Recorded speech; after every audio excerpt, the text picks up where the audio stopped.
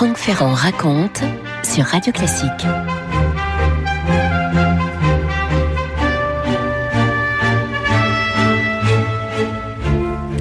Les Mozartiens, pour ne pas dire les Mozartolâtres, ont compté que leur idole avait vécu un petit peu plus de 13 000 jours. Et sur ces 13 000 jours d'une vie si merveilleusement prolifique, Mozart aura voyagé pendant plus de 3 700 jours, ce qui veut dire à peu près un tiers de son existence. Et oui, de 1762 à 1773 notamment, la famille Mozart est constamment sur les routes. Il faut imaginer les malles qu'on entasse sur les voitures un peu brinque-ballantes et l'on court comme ça d'une principauté à l'autre, d'une cour à l'autre, d'un pays à l'autre, pour y donner des concerts, des petits concerts et de plus grands. Léopold Mozart, le père, est transporté de joie lorsqu'on fait l'éloge de ses enfants. Et c'est vrai qu'on lui a un petit peu reproché d'avoir usé le filon et d'avoir exploité ses propres enfants. Ses enfants, c'est Anna Maria, bien sûr, que tout le monde appelle Nannerl, qui dès l'âge de 9 ans était une claveciniste chevronnée. Et puis, celui qui, à 4 ans déjà, est capable de jouer de n'importe quel instrument, Wolfgang, bien sûr. La première de ces tournées du Barnum Mozart, si je puis dire, les conduit à Munich, qui est la capitale la plus proche. Nannerl et Wolfgang vont donner pas mal de récitals de clavecin, et comme on les utilise un petit peu comme des petits singes savants, vous savez, on leur fait faire toutes sortes de numéros, tous plus éblouissants les uns que les autres, évidemment, ils remportent de grands succès, et les voilà maintenant, alors là, ça devient plus sérieux, à Vienne, s'il vous plaît, où on va les voir se produire dans un certain nombre de salons de la haute aristocratie viennoise. Et à 2 reprises, ils sont invités à la cour. Ils vont se rendre au palais de Schönbrunn, où l'empereur François Ier en personne les reçoit avec son épouse Marie-Thérèse. Alors que l'empereur, pour le taquiner, appelle le jeune et très sérieux interprète « mon jeune magicien », Mozart fait la sourde oreille. On voit Wolfgang demander à l'empereur d'appeler le compositeur de la cour. C'est Wagenseil à l'époque. On lui demande de venir à ce compositeur de la cour pour tourner les pages de la partition pendant que jouera le jeune prodige, parce que lui saura le faire, dit Wolfgang, qui insinue par là que l'empereur François aurait été incapable de cette tâche. C'était pas très gentil parce que François connaissait très bien la musique, comme toute la haute aristocratie de l'Europe de l'époque. Plus tard, au cours d'une visite des appartements, on connaît cette anecdote, Wolfgang va déraper, il glisse sur le sol et celle qui le relève n'est autre que la petite archiduchesse Antonia, que l'histoire connaîtra sous le nom de Marie-Antoinette lorsqu'elle deviendra dauphine, puis reine de France. Elle n'a que 2 mois de plus que Wolfgang, cette petite Antonia, et pour la remercier, Mozart lui demande tout simplement de l'épouser. On lit tout ça dans le journal de Léopold, qui est ravi de toutes les aventures qui arrivent à son petit prodige. Léopold qui nous apprend aussi que Wolfgang va jusqu'à sauter sur les genoux de l'impératrice et venir l'embrasser. Lassen Sie nur, liebe Mozart, dit l'impératrice. Laissez-nous, Mozart. J'aime tellement les petits-enfants.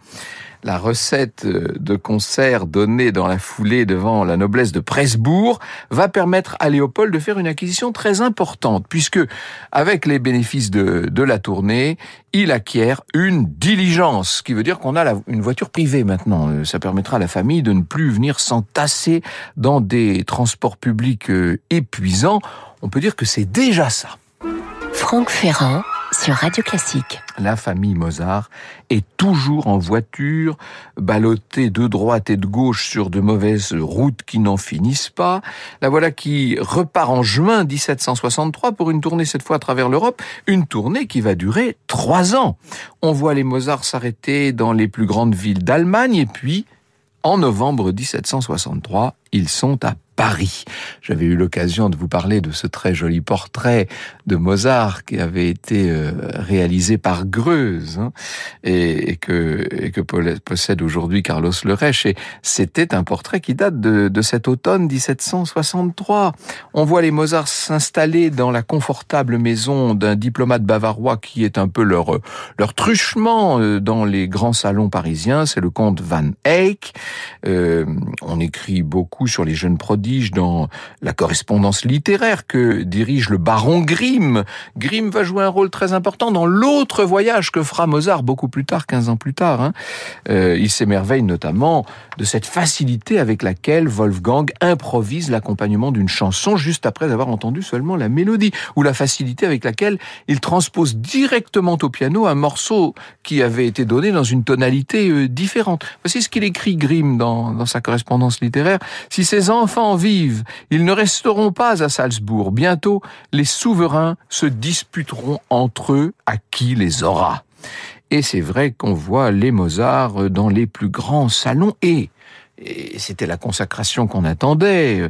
On est dans la cour la plus importante d'Europe, bien entendu, et voilà que la famille royale convie les Mozart à venir passer une quinzaine de jours à Versailles au moment des fêtes de Noël, et ils vont jouer devant mesdames, les filles de Louis XV, ils vont jouer devant le roi lui-même et la reine.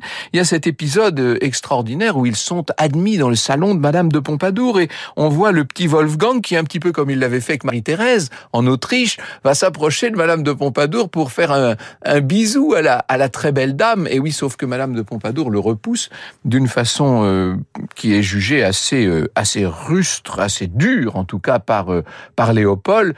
Il ne savait pas, Léopold Mozart, qu'en vérité Madame de Pompadour était atteinte de tuberculose. Elle va d'ailleurs mourir dans les semaines qui suivent et elle voulait tout simplement épargner le petit prodige. Mais ça, les Mozart ne l'ont pas compris.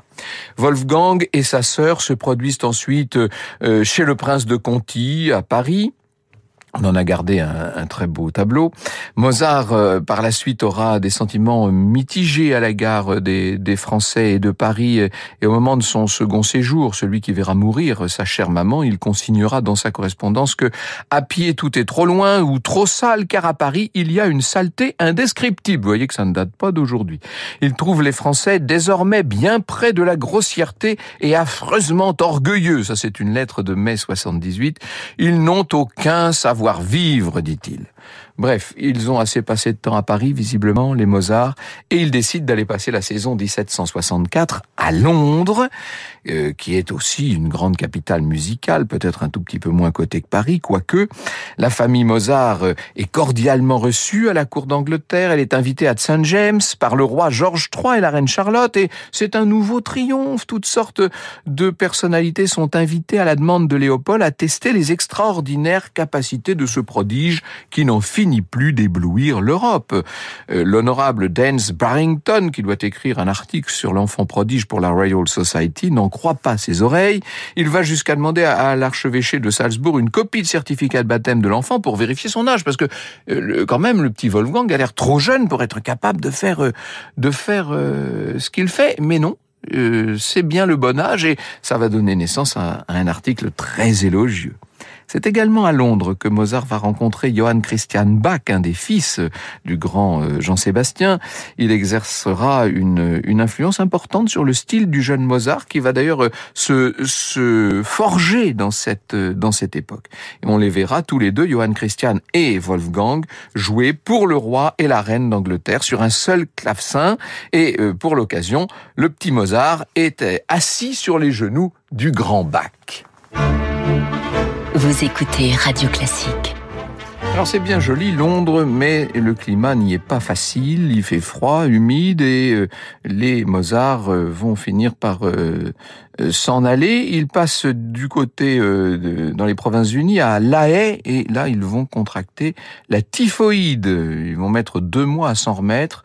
C'est difficile pour la famille Mozart. Ce voyage a été très épuisant, mais quand ils rentrent à Salzbourg, Léopold peut quand même observer avec fierté toutes ces montres Gousset, toutes ces boîtes à priser et tabatières et anneaux en or offerts par tous les grands seigneurs de l'Europe. La famille Mozart va devoir se réhabituer à la vie salzbourgeoise. Alors là, c'est moins rigolo. Le père Léopold est vice-maître de chapelle du prince archevêque de Salzbourg. C'est pas très simple, évidemment. C'est une vie beaucoup plus austère. Wolfgang va continuer à composer. Il dédie ses œuvres à l'employeur de son père. C'est un enfant de 10 ans que maintenant toute l'Europe a pu applaudir. Un enfant mûri par tous ses voyages et par les rencontres extraordinaires qu'il a pu faire. Mozart était est-il beau ? Demande Ève Ruggieri, notre Ève adorée dans son dictionnaire amoureux de Mozart. Comment le savoir avec certitude, perplexe que nous sommes devant ces portraits plus ou moins réussis, d'après nature ou non, dit-elle. Leurs seuls points communs sont les cheveux que l'on devine fins et frisés, blonds, le nez long et un peu trop charnu au bout, et sur les toiles peintes, le bleu du regard.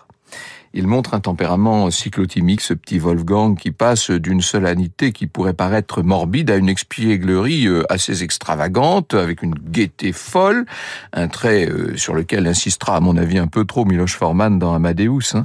Léopold déplore souvent le caractère insouciant de son fils. Wolfgang quitte parfois, au cours d'une exécution supposée prestigieuse, son instrument pour caresser un chat ou jouer au cheval de bois avec un simple bâton.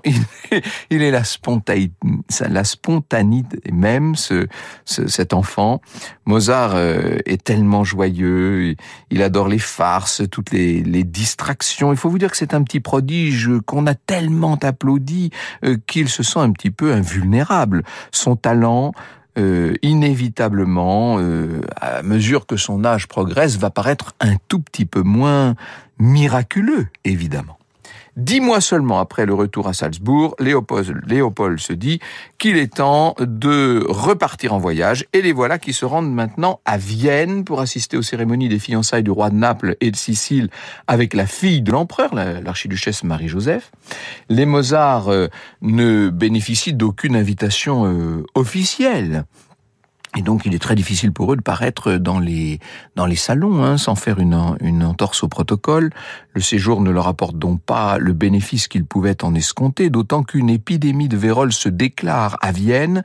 Il va emporter l'archiduchesse, ce qui, évidemment, met fin aux festivités et inquiète toute la bonne société. Mozart compose de nombreuses œuvres instrumentales et des pièces pour piano. Quand je dis Mozart, je parle de Wolfgang, bien entendu. Et puis, il va faire une très belle messe pour l'inauguration de la chapelle d'un orphelinat, ainsi qu'une opérette qui s'appelle Bastien et Bastienne. On pourrait presque dire que c'est son premier opéra. Léopold a bien l'intention de faire connaître encore un peu plus ce talent que manifeste Wolfgang pour l'opéra. Il s'assure d'un livret, le livret du Fonigo, la Finta Semplice, qui vient d'être écrit par un librettiste récemment arrivé à Vienne, et il obtient, Léopold, que l'empereur lui en fasse commande. Wolfgang va composer la musique qui est donnée en pré-audition avec un accompagnement au clavecin, mais le directeur du théâtre de la cour, c'est le célèbre Affligio, Giuseppe Affligio, qui est un homme pas très scrupuleux et qui d'ailleurs plus tard sera condamné aux galères. Affligio va faire avorter ce projet, et Léopold est persuadé que tous les prétextes qu'on lui a donnés ne sont en vérité ne sont là que pour cacher toute une conspiration. L'empereur a d'ailleurs été informé de la situation et il fait répondre à Léopold qu'il interviendra. Avec sa mère, la douairière Marie-Thérèse, Joseph II se désintéresse néanmoins globalement du sort du jeune prodige, qui est de moins en moins jeune, il faut bien le dire, et qui est en train de devenir tout simplement un compositeur. Et ce premier projet échoue. Léopold a songé à faire une tournée en Italie, qui est la patrie de l'opéra. C'est l'époque du Grand Tour. Vous savez, tout le monde va en Italie essayer de s'inspirer de l'art qui rayonne partout là-bas. Et à la fin de 1769, une occasion s'offre. Pendant cette année-là, Wolfgang va composer un nombre considérable de pièces de musique sacrée et de suites pour orchestre, ce qui lui vaut le titre honorifique de Concertmeister. Il a 14 ans à ce moment-là, il paraît un petit peu plus jeune, et parfois Léopold le fait délibérément passer pour plus jeune afin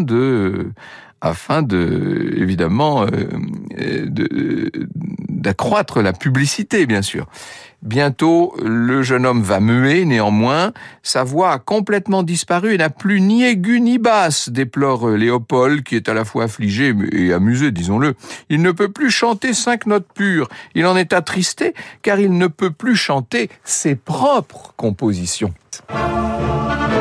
Franck Ferrand, sur Radio Classique. Alors, Wolfgang va entreprendre en Italie 3 tournées avec son père seulement cette fois. Ils voyagent tous les deux et chaque tournée est marquée par la représentation d'un nouvel opéra et d'un nouveau triomphe, disons-le. Première étape à Bologne, très important centre artistique à l'époque, et Léopold, pour tout vous dire, espère que Wolfgang va faire impression sur le célèbre padre Giovanni Martini, dont la recommandation serait très utile pour la carrière de son fils. Il va lui rendre visite à plusieurs reprises et sur l'injonction du padre, Wolfgang va composer des fugues sur des thèmes imposés. Je cite de nouveau Ève Ruggieri. Pour Wolfgang, c'est un enseignement précieux qui porte ses fruits, puisque sur la recommandation de son professeur, il est autorisé 6 ans avant l'âge requis à passer les épreuves qui vont lui permettre d'être reçu au sein de la très vénérable et très prestigieuse Académie philharmonique. Les voilà maintenant à Rome, les Mozart père et fils, pour la Semaine Sainte, et ils vont assister dans la chapelle Sixtine à l'interprétation par le chœur du Vatican, bien sûr, par la maîtrise du pape, du célèbre Miserere d'Allegri. Vous savez, cette pièce dont le secret est jalousement gardé par les autorités de la chapelle Sixtine. On ne peut jouer le Miserere que dans la chapelle et personne n'en a de partition. Il n'a pas vocation à être chanté ailleurs, oui, sauf que Wolfgang va l'entendre une seule fois et rentré à l'auberge, il transcrit ce long chœur à 5 voix d'Allegri pour l'avoir donc entendu une seule fois. Vous imaginez la première source qui atteste de cette anecdote, nous dit Jérémy Bigori qui a préparé cette émission. La première source, c'est une lettre du 14 avril 1770 de la main de Léopold qui précise qu'il préfère ne pas transmettre la partition par courrier parce qu'il a peur d'être repéré par les autorités romaines. Autant dire que la partition va faire le voyage dans les bagages de la famille. À Rome, le pape en personne va remettre à Wolfgang l'ordre de l'éperon d'or. C'est le pape Clément XIV à l'époque. Le parrain de Wolfgang pour cette cérémonie, c'est l'évêque de Gurk qui s'appelle Jérôme Colloredo. On entendra bientôt reparler de lui dans la vie de Mozart puisqu'il sera bientôt prince-archevêque de Salzbourg. Et le moins qu'on puisse dire, c'est que les relations qu'il entretiendra avec Wolfgang, avec son ancien protégé, ne seront vraiment pas au beau fixe. Franck Ferrand sur Radio Classique. En juillet 1771, Léopold et son très cher fils sont à Milan. Au cours de ce bref séjour qui va durer 17 semaines, Wolfgang a le temps d'achever et de répéter Ascanio in Alba, un opéra commandé pour les cérémonies de mariage de l'archiduc Ferdinand avec la princesse Marie de Modène. Il met la touche finale également à Lucio Silla, qui lui avait été commandé pour le carnaval de Milan. Ils vont rester dans la métropole lombarde en espérant recevoir la réponse du grand-duc de Toscane. Est-ce qu'il va accepter Lucio Silla ? Léopold a adressé une copie et il attend, et il prie, et il espère. Il se dit que ça pourrait peut-être être l'occasion pour Wolfgang de trouver un emploi ou au moins une commande, ou pire une recommandation. Le 27 février, il écrit à sa chère femme, Léopold: « Aujourd'hui, c'est le dernier jour du carnaval et on a l'impression que tout le monde est fou. Nous partons dans 2 ou 3 jours pour ce qui est de l'affaire que tu sais. Il n'y a rien à faire. » Et il a raison, Léopold. Il croit même pas si bien dire, puisque jamais son fils ne reverra l'Italie. Wolfgang a 17 ans quand il revient à Salzbourg. Nous sommes là en 1773. Ah, là, 17 ans, c'est plus du tout un enfant prodige. Il va lui falloir se réinventer, comme on a l'habitude de dire aujourd'hui. Il va lui falloir se reconvertir dans une autre spécialité, encore un peu moins répandue. La spécialité en question, c'est celle de compositeur de génie. Vous écoutez Radio Classique.